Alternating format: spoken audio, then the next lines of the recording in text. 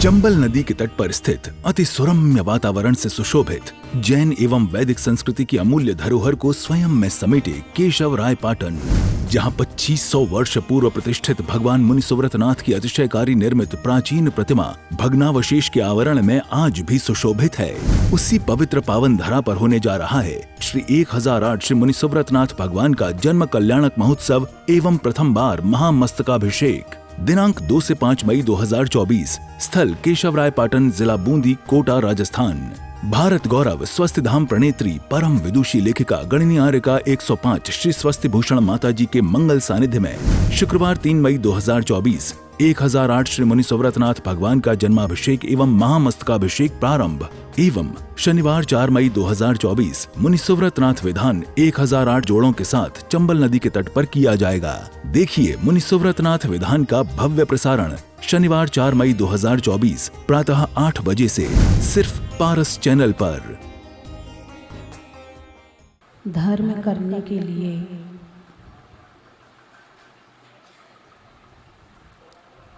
संकल्पों की डोरी में बंधना पड़ता है।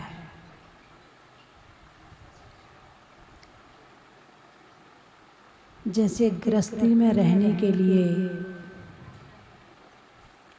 मोह का बंधन जरूरी है, ऐसे ही धर्म करने के लिए संकल्प जरूरी है। जैसे बिना मोह के गृहस्थी नहीं चल सकती है, ऐसे ही बिना संकल्पों के धर्म नहीं हो सकता है। चाहे श्रावक हो और चाहे साधु हो। और ये संकल्प नहीं है, ये नियम नहीं है, ये हमारा सुरक्षा कवच है जो बाहर के दुखों से, बाहर की परेशानियों से, बाहर के संकटों से जो हमें छुटकारा दिलाता है। ये वो संकल्प है, ये बाढ़ है, बाढ़। जीवन को अच्छा बनाना हो तो इसके लिए ये सारे काम जरूरी हैं। यदि संकल्प शक्ति है तो आप बहुत सारे काम कर सकते हैं, और संकल्प शक्ति नहीं है तो आप अपने गृहस्थी के काम भी नहीं कर सकते। आप इसे लगन कहो, आप इसे जुनून कहो, आप इसे संकल्प कहो, ये सब एक ही नाम है। कुछ लोग कहते हैं ये तो पागल हो गया। क्या कहते हैं? पागल हो गया। पागल का मतलब अभी अपने में नहीं रहा। तो क्या रहा? इसने जो काम लिया है उसके प्रति समर्पित हो गया। जब मैं विधान लिखती हूँ या लिखती थी तो उस समय ऐसा लगता, ना तो सो, ना आहार करो, ना किसी से बोलो, ना किसी से बातचीत करो, बस लिखते चले जाओ। जब तक पूरा ना हो जाए तब तक सपने में भी वही, चर्चा में भी वही, और लिखने में भी वही। तो जो काम 6 महीने में होना है वो काम 15 दिन में हो जाता है। तो लगन चाहिए। अब लोग कहते 5 साल में जहाजपुर का जहाज मंदिर बन गया। कितने साल में भाई? 1 साल तो भूमिका बनी, ठीक है। सन 13 में तो भगवान निकले, 14 में भूमिका बनी, जमीन खरीदी, 15 से काम शुरू हुआ, 19 तक काम पूरा, काम कंप्लीट। 20 की जनवरी में, फरवरी में पंच कल्याणक। अब फिर 2 साल और कोरोना के। काम तो पूरा 6 साल में हो गया था, लेकिन 2 साल कोरोना के और थे जिसमें मुझे वहाँ रहना पड़ा, वरना 5-6 साल में सब कंप्लीट हो गया था। चाहे धर्मशाला हो, चाहे ऑफिस हो, चाहे भोजनशाला हो, चाहे संतशाला हो, चाहे चंदन वाला भवन हो, चाहे वहाँ की तीर्थंकर केवल ज्ञान वाटिका हो, वहाँ पर सब कंप्लीट हो गया था। लेकिन 2 साल उसके लगे कोरोना के, और कोरोना में रेस्ट मिल गया। 6 साल किया तो 2 साल रेस्ट मिल गया। रेस्ट क्या मिल गया? ऐसा आनंद आया कोरोना में, ऐसा आनंद आया कि जिस समय जब कोई नहीं आता था, सुबह स्वाध्याय, अपना जल्दी से सामयिक प्रतिक्रमण वंदना से फ्री हो, स्वाध्याय, फिर दोपहर में आहार के बाद सामयिक, फिर स्वाध्याय, शाम को चिंतन मनन।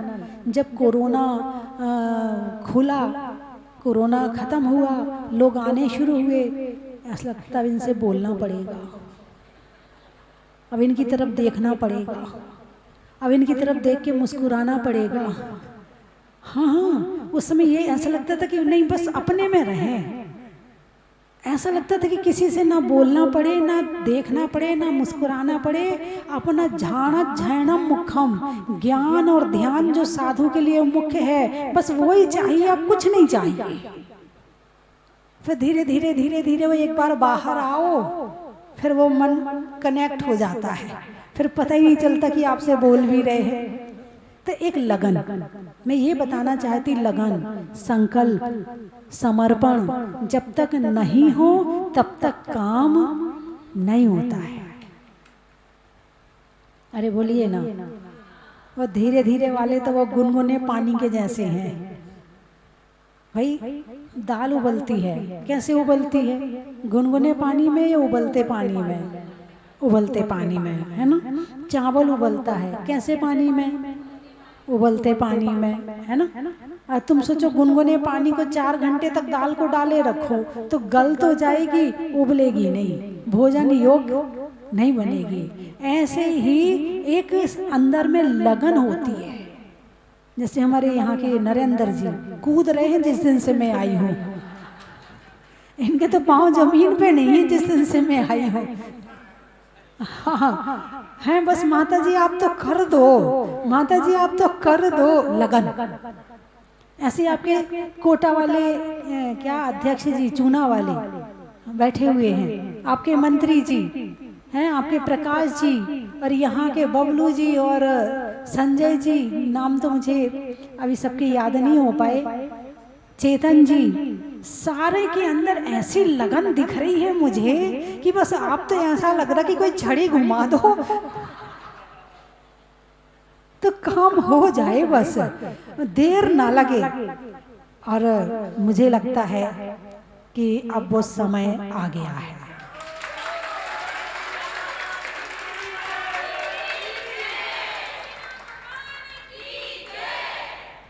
अब वो समय आ गया है। अब प्रभु से भी निवेदन करेंगे, यहाँ के जो रक्षक देव हैं उनसे भी हम निवेदन करेंगे, और जल्दी ही 4 तारीख को सारी प्लानिंग आ जाएगी।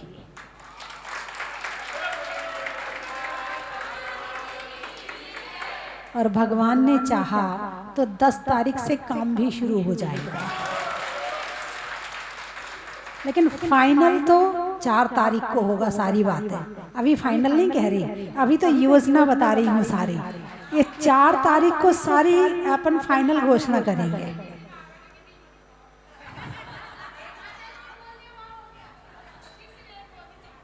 चार तारीख हो गई ना, 4 तारीख को मैं घोषणा करूंगी ना। अभी तो मैं कहते ना, पहले भी बादल बन रहे हैं। हाँ, बादल बन रहे हैं, अभी बादल उमड़ घुमड़ रहे हैं, अब फिर बिजली कड़क रही है, अब फिर हवा चल रही है, अब हवा से और बादल आ रहे हैं। अब आप लोग सारे बादल हो। अब जब 4 तारीख को पूरे बादल बन जाएंगे तो बरस जाएंगे।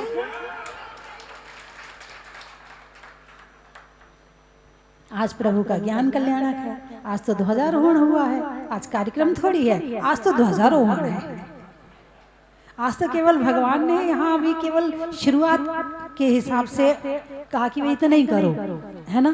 और हमारे किशोर जी भी आ गए तो बहुत सारी हरी झंडी भी मिल गई है। तो संकल्प, तो जो 5 अणुव्रत हैं वो श्रावक के जीवन में संकल्प लेकर के जरूर होने चाहिए। पहले अणुव्रत का नाम क्या है? कल बताया था। पहले पाप का नाम हिंसा, इसका उल्टा करो अहिंसा। जब पहला पाप हिंसा है तो पहला धर्म, सीधी सी बात, बस उल्टा करते जाओ। यानी कि जितनी बुराइयां हैं इनको उल्टा करते जाओ, वही धर्म बन जाएगा। जितने पाप हैं, जितनी कषाय हैं, जितना भी उल्टा है उसको सीधा कर दो तो धर्म बन गया, और उल्टा कर दो तो अधर्म बन गया। अधर्म यानी पाप, है ना। तो पहले पाप का नाम हिंसा, तो पहले धर्म का नाम अहिंसा, दूसरे पाप का नाम असत्य, झूठ, तो दूसरे धर्म का नाम सत्य। क्या है? सत्य है। तो सत्य अणुव्रत। दूसरे अणुव्रत का क्या नाम है?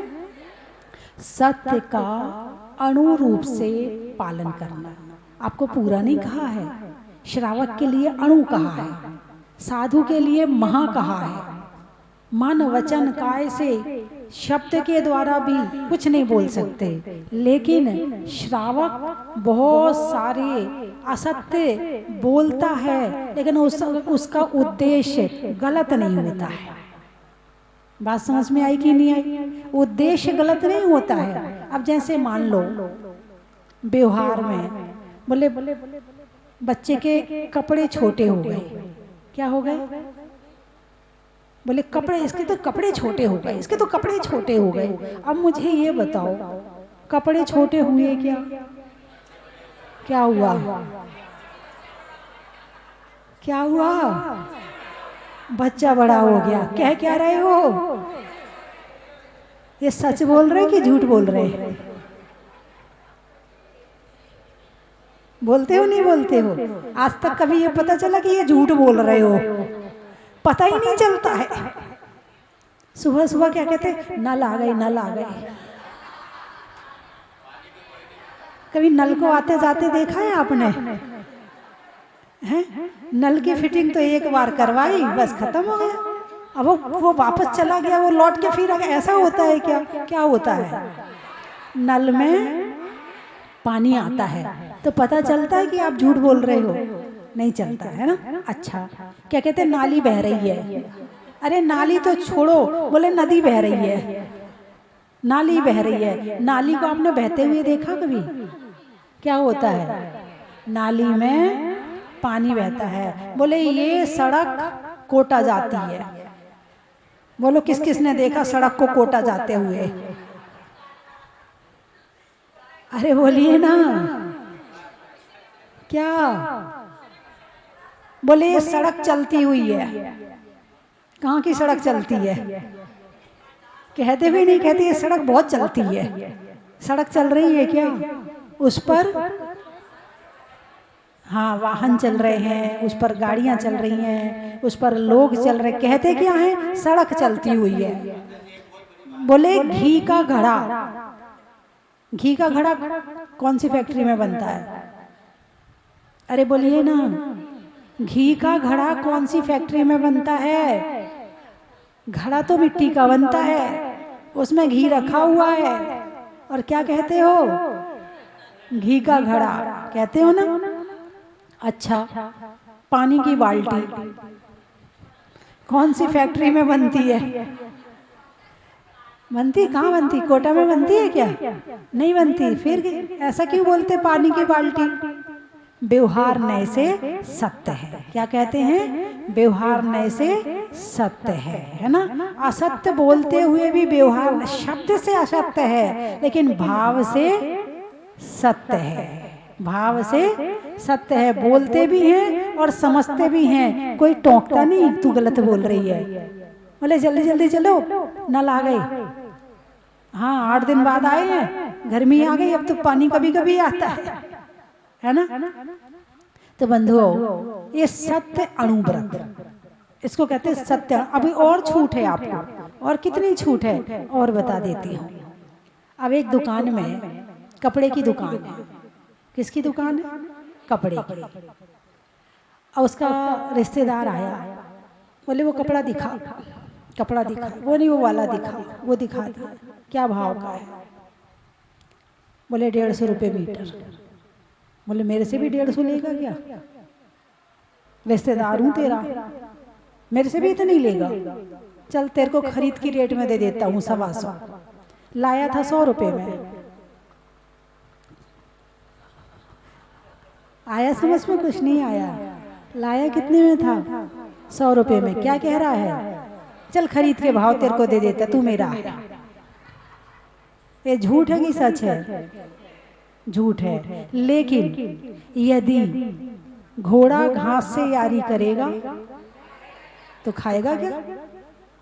हैं? इसीलिए आपको व्यापार संबंधी जो छोटी मोटी, लूटने वाली नहीं कि 100 के 500 कर रहे हैं, लूटने वाली नहीं, जो इसमें आपका भी काम हो जाए और सामने वाले का भी काम हो जाए, इतनी छूट। अब घर में है, घर में भाई लोग शाम को आते हैं, रात को आते हैं, अपनी पैंट उतार के टांगते हैं, मुंह हाथ धोने के लिए जाते हैं। तब तक हमारी महिलाएं उसमें से, हाँ कोरोना में वैसे ही निकले थे सबके पास हैं। हाँ नोटबंदी में, कोरोना में नहीं, नोटबंदी में। हाँ नोटबंदी में खूब नोट निकले महिलाओं के पास। हमारे पास तो कुछ नहीं है, एक पैसा नहीं है हमारे पास। और जब नोटबंदी हुई, ये भी बदल लो, ये भी बदल लो, ये कहाँ से आ गए? वो बस वैसे ही रखे थे मेरे पास में, मुझे याद ही नहीं था। हैं तो वो उसमें से पास कर लेती हैं 1-2 नोट। अब भाई लोग आके हिसाब लगाते, तूने पैसे निकाले क्या? मैं क्यों निकालूंगी? एक बार की सच्ची घटना है, हमारे गुरुजी बताते थे। शिविर लग रहा था, शिविर में बच्चे से पूछा ऐसा कौन बच्चा है जो झूठ बोलता है और चोरी करता है? तो बच्चा है, खड़ा हो गया। बोले तुम कैसे करते हो? तो बोले मेरी मम्मी मेरे पापा की जेब से रुपए निकालती है, मैं देख लेता हूँ। फिर मेरे पापा पूछते हैं, बोले तुमने किसी नौकर को दे दिए होंगे, तुमने किसी ग्राहक को दे दिए होंगे। फिर तुम क्या करते? जब मेरी मम्मी मंदिर जाती है तो मैं उनके पर्स से पैसे निकाल लेता हूँ। फिर मेरी मम्मी मेरे से पूछती है तो तुम क्या बोलते हो? तो तुमने किसी सब्जी वाले को दे दिए होंगे, तुमने किसी भाई को दे दिए होंगे। फिर मैं भी बोल देता हूँ। बात समझ में आई कि नहीं आई? घर में भी चोरी करो तो जरा सोच समझ के करना। हाँ अच्छी चीज सीखने वाले कम हैं और बुराई सीखने वाले ज्यादा है। बुराई बड़ी जल्दी पैदा हो जाती है। बुराई तो घास फूस की तरह है। जैसे घास फूस में क्या कैसे पैदा होती? लगानी पड़ती है क्या? बस पानी गिरा मिट्टी में, वातावरण बना और पैदा हो गई। और यदि बगीचा लगाना हो, गुलाब के फूल उगाने हो तो बहुत मेहनत करनी पड़ती। ऐसे अपने अंदर गुणों को पैदा करना हो तो बहुत मेहनत करनी पड़ती है। और बुराई आना हो तो कहीं से भी आ जाती है, टीवी से आ जाती है, मोबाइल से आ जाती है, पड़ोसन से आ जाती है, किसी से भी आ जाती है। तो सत्य अणुव्रत, जिसमें किसी का बुरा ना हो, जिसमें किसी का बुरा ना हो। अब जैसे सत्य अणुव्रत में ये भी आता, अब घर में घी रखा हुआ है आधा डब्बा और हमारी महिलाएं कहना शुरू कर देती हैं, देखो जी घी खत्म हो गया, घी ला के दो। अभी रोटी चुपड़ी आ रही है, ये भी देखते अभी तो घी आ रहा है, अभी तो रखा है। अब एक दिन फिर घंटी बजती है थाली में, बोले घी लाओगे तो खाने मिलेगा और नहीं लाओगे तो नहीं मिलेगा, खत्म हो गया। और जबकि अभी रखा है, लेकिन महिलाओं का उद्देश्य है अभी कोई रिश्तेदार आ जाए, कोई मेहमान आ जाए और घर में बिल्कुल नहीं होगा तो फिर हम उन्हें कैसे खिलाएंगे। तो इसीलिए वो अपनी व्यवस्था बनाने के हिसाब से झूठ बोलती हैं। इसमें किसी की क्या बात है, महिलाओं ने ताली भी बजा ली, मन की बात कहती है ना। तो कहने का मतलब है कि इतनी झूठ की छूट है जिसमें किसी का बुरा ना हो, जिसमें उद्देश्य गलत ना हो, जिसमें किसी का अहित ना हो रहा हो, इतनी झूठ की छूट है। अब डब्बे में लड्डू रखे हैं, बच्चे ने कहा मम्मी क्या लड्डू, एक दे दिया, मम्मी एक और दे दिया, मम्मी एक और, चल भाई एक और ले ले। अब फिर आ गया, मम्मी बेटे खत्म हो गए, अब लड्डू नहीं है, अब फिर बनाएंगे फिर खाने मिलेंगे। अभी डब्बे में लड्डू रखे हैं, लेकिन माँ का उद्देश्य है कि अब बेटे को जितना खाना चाहिए उससे ज्यादा वो खा चुका है, अब खाएगा तो इसका पेट खराब हो जाएगा।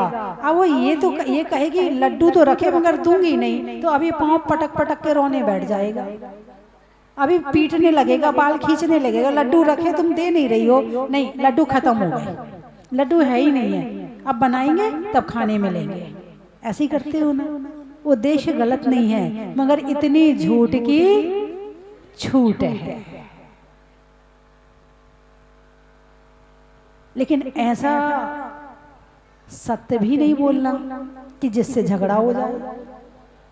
सत्य बोलने में भी बड़ी सावधानी रखना, नहीं तो कुछ लोग बड़े होशियार होते, हम झूठ नहीं बोलते, हमारा झूठ का त्याग है, और ऐसी खरी खरी सुनाते हैं और इधर की उधर कर देते, हमारा झूठ का त्याग है, और उनमें लड़ाई करवा देते हैं।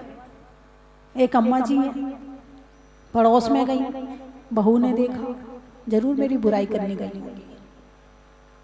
अब वो अम्मा जी वापस आई, मंदिर की डिब्बी उठाई और मंदिर चली गई।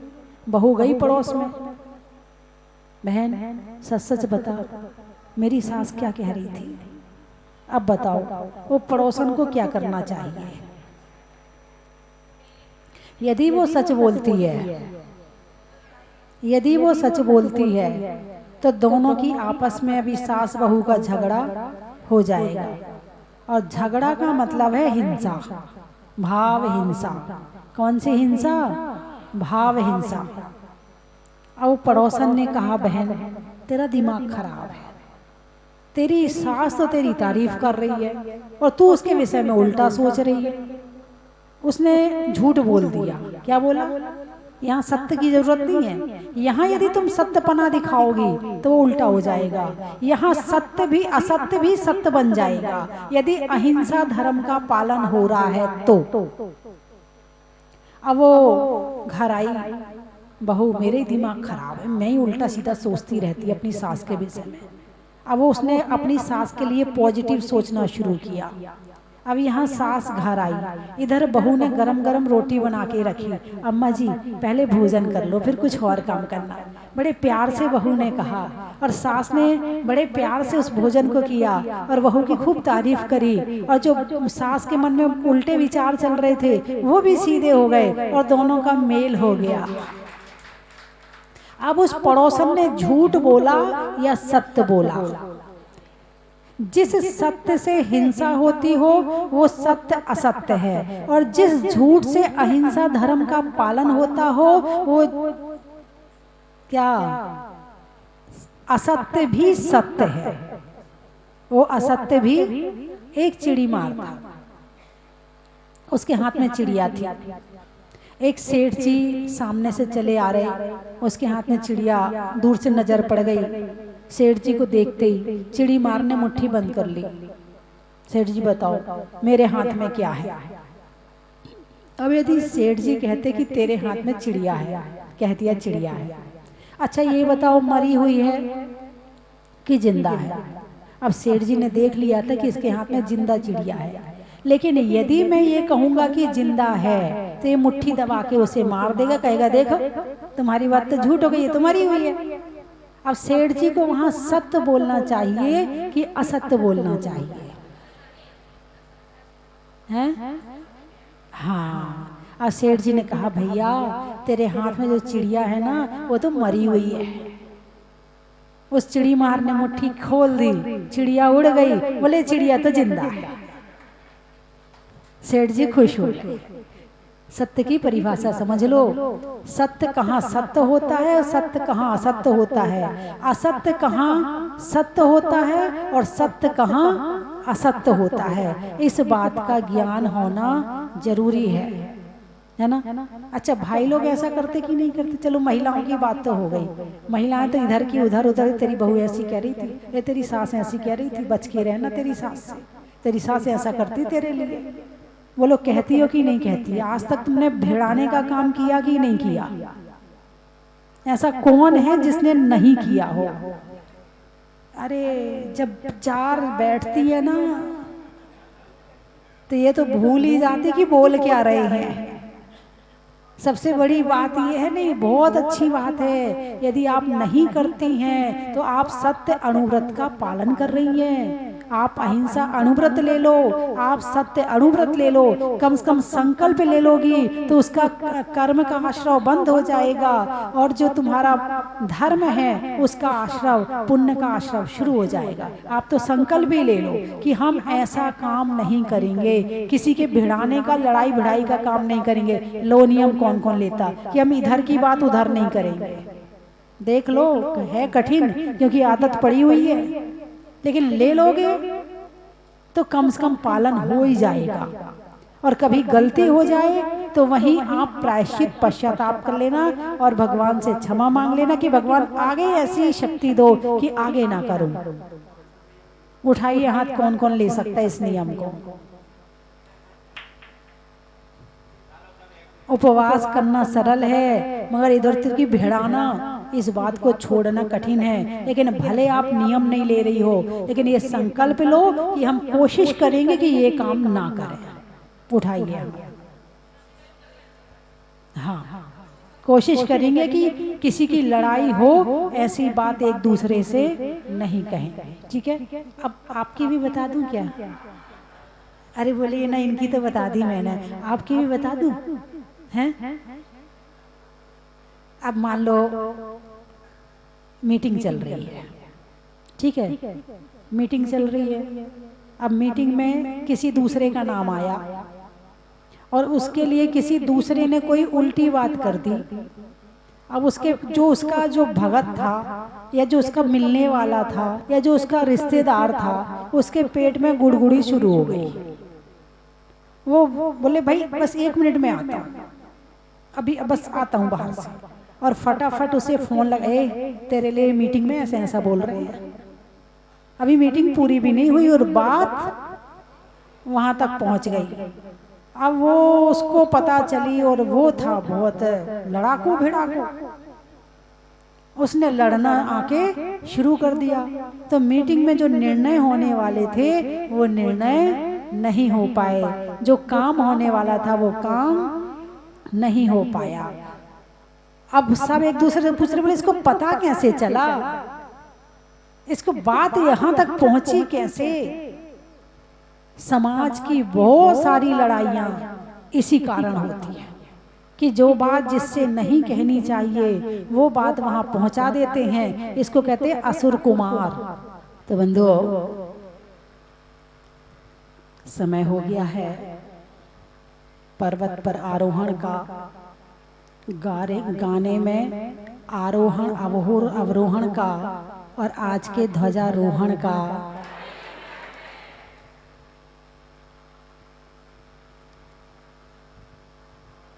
सुबह के बाद शाम का, लेने में प्रभु नाम का और होने वाले प्रोग्राम का। निधियों में माणवक का, विद्वानों में चाणक्य का और कल भगवान मुनि सुब्रतनाथ के जन्म कल्याणक का। चलने में पात का, मित्रों में सात का, जहाजपुर के और केशवराय पाटन के मुनि सुब्रत नाथ का, आत्मा में एक का, मनुष्यों में नेक का, और कल जन्म कल्याणक पर करने में भगवान के अभिषेक का।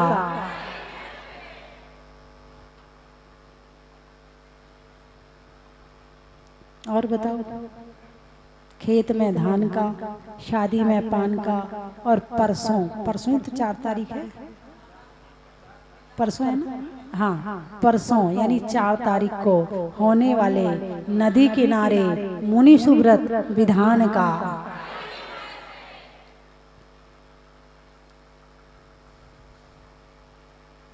और बताओ, आप बोलो, मैं महत्व बता दूंगी।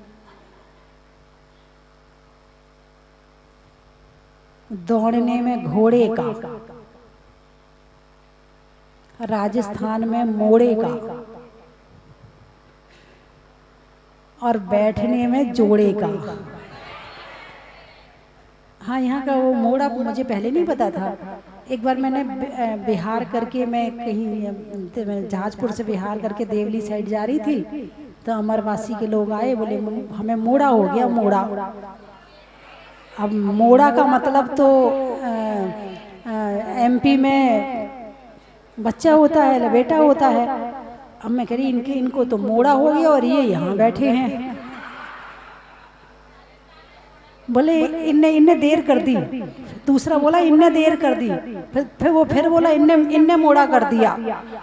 अच्छा, मोड़ा यानी देर होती है। काम करने में टनाटन का, घंटी में टन का, और अतिशय क्षेत्रों में केशवराय पाटन का। गाने, पानी में समंदर का, ध्यान लगाने में आत्मा के अंदर का, और जहाजपुर के जहाज मंदिर का।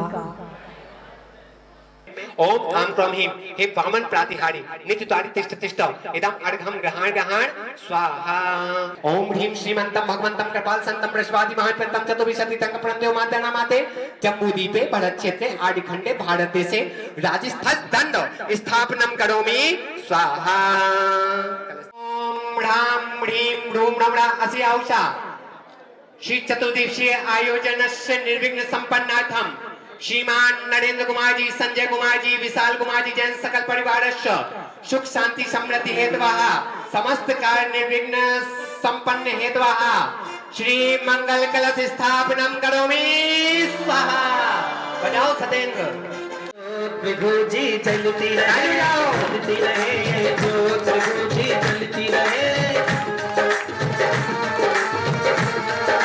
श्री चरणों में ज्योति जलाओ, अंधकार मन का भी निशान, बड़ी अलौकिक ज्योत प्रभु जी चलती रहे।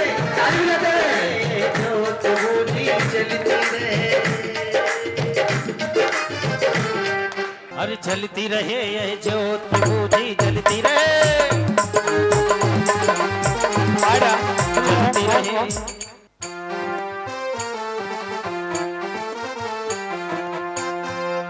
अरे चलती रहे यह ज्योत प्रभु जी जलती रहे।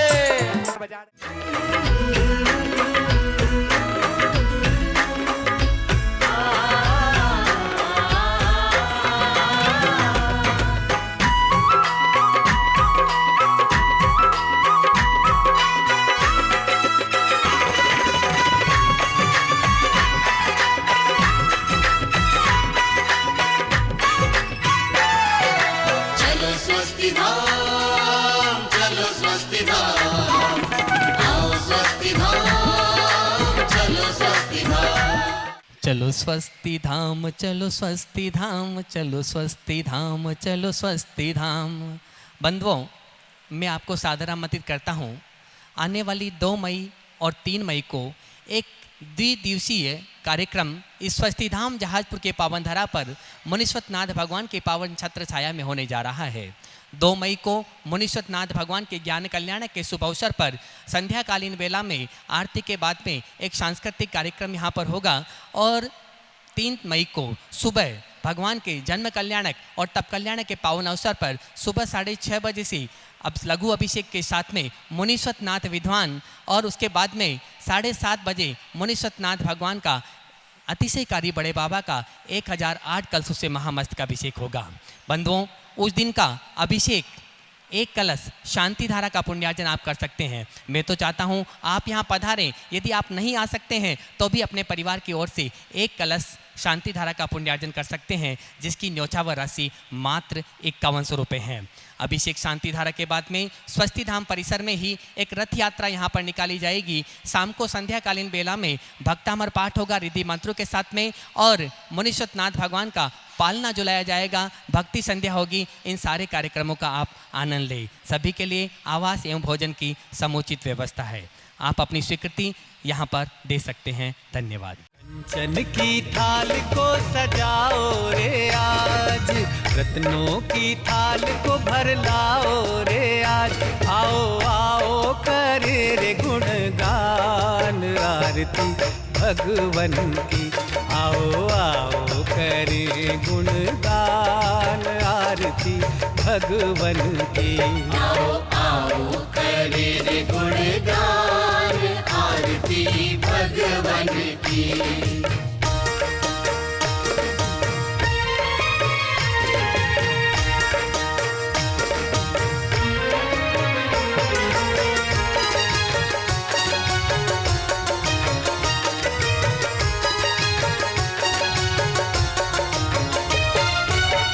पिता सुमित्र के राज दुलारे, माँ पद्मा जी के नैनों के तारे। पिता सुमित्र के राज दुलारे, माँ पद्मा